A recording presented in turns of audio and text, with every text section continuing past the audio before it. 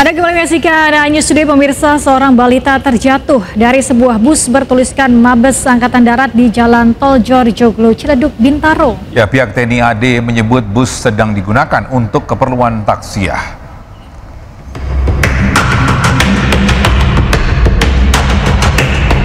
Seorang pengemudi yang tengah melaju di Jalan Tol Jorjoglo Ciledug, Veteran Bintaro, mengalami peristiwa tak terduga, di mana seorang balita tiba-tiba terjatuh dari sebuah bus yang ada di depannya.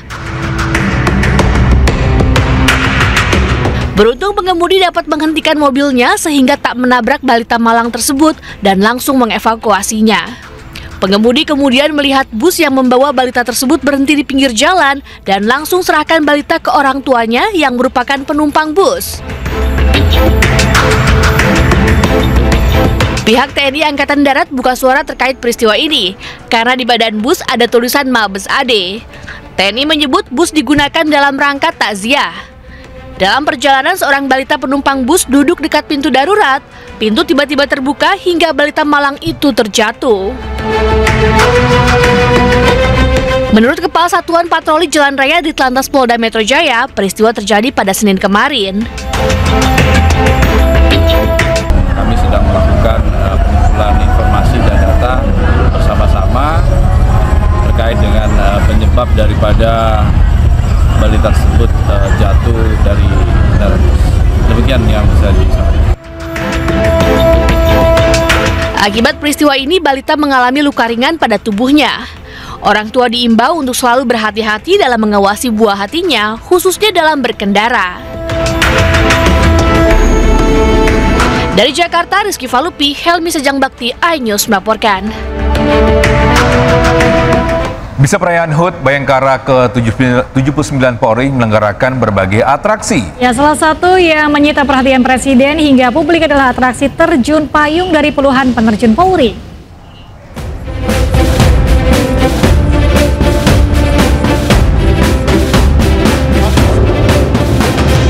Puluhan penerjun Polri meramaikan rangkaian acara HUT ke-79 Bayangkara di lapangan Monas. Dengan berani, sigap, dan cekatan, para penerjun membentuk formasi angka 7 dan 9, mempresentasikan angka usia Polri tahun ini.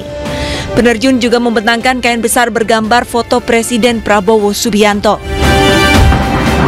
Dan inilah bendera Presiden Republik Indonesia yang telah berkibar di angkasa biru.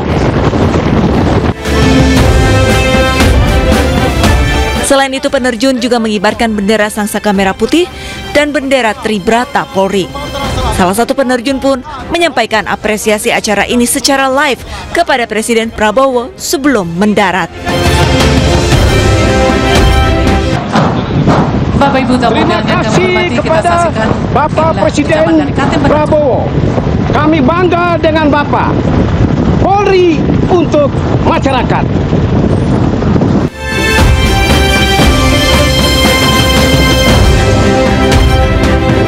Penerjun juga membawa bendera kesatuan yang mendapatkan penghargaan Anugerah Sakanti, diantaranya Badan Intel dan Keamanan Polri, Divisi Profesi dan Pengamanan Polri, serta Divisi Hubungan Masyarakat Polri.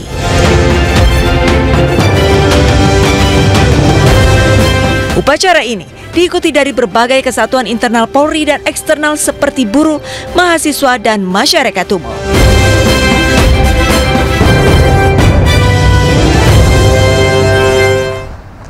Ya, bukan hanya menyita perhatian Presiden, bukan hanya menyita perhatian publik, tapi juga menyita perhatian saya. Kenapa gitu? Ya, karena seru banget ya terjun payung dari ketinggian dan turun dengan selamat. Tapi bukan hanya terjun payung, Togi dan pemirsa, peringatan Hari Ulang Tahun ke-79 Polri ini juga dimeriahkan oleh beragam atraksi lainnya. Benar, dan salah satunya atraksi yang menarik perhatian adalah parade robotik, pemirsa.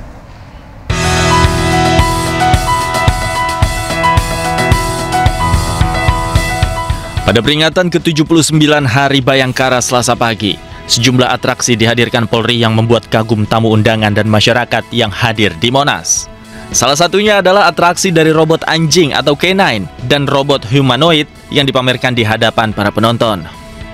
Robot humanoid ini diberi nama Ropi atau robot polisi Indonesia. Di hadapan Presiden Prabowo Subianto, robot humanoid ini memberikan hormat. Robot ini diklaim bisa mendukung tugas-tugas polisi untuk menjaga ketertiban dan keamanan. Momen salam hormat itu terjadi saat gerak jalan bersama pasukan lainnya. Teknologi humanoid itu berasal dari Korps Sabara Baharkam Polri. Penampilan Ropi layaknya prajurit manusia Polri. Mereka berbaris dalam rombongan lengkap dengan atribut Polri seperti rompi anti peluru dan baret Polri. Pasukan robot humanoid ini berbaris bersama robot anjing K9, robot agrikultur, dan robot tank. Di Jakarta, Tim Liputan iNews melaporkan. Bisa Kementerian Sosial melaksanakan retret Kepala Sekolah Rakyat tahap kedua. Ya, kegiatan retret Kepala Sekolah Rakyat tahap kedua ditujukan bagi mereka yang belum mengikuti retret tahap pertama pada 16 Juni lalu.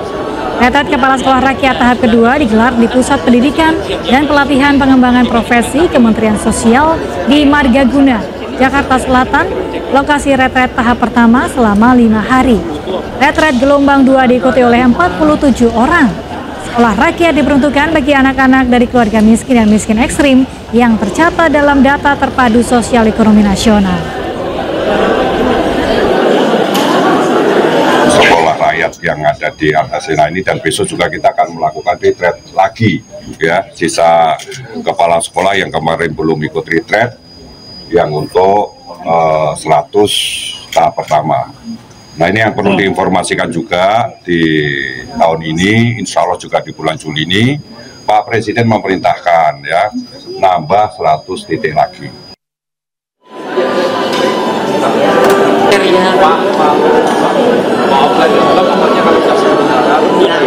Ya, sudah kan ada data siap jabal. Ini kan tapi kayaknya bisa masuk sini gara-gara background check. Tenang aja kalau ada Adit mah.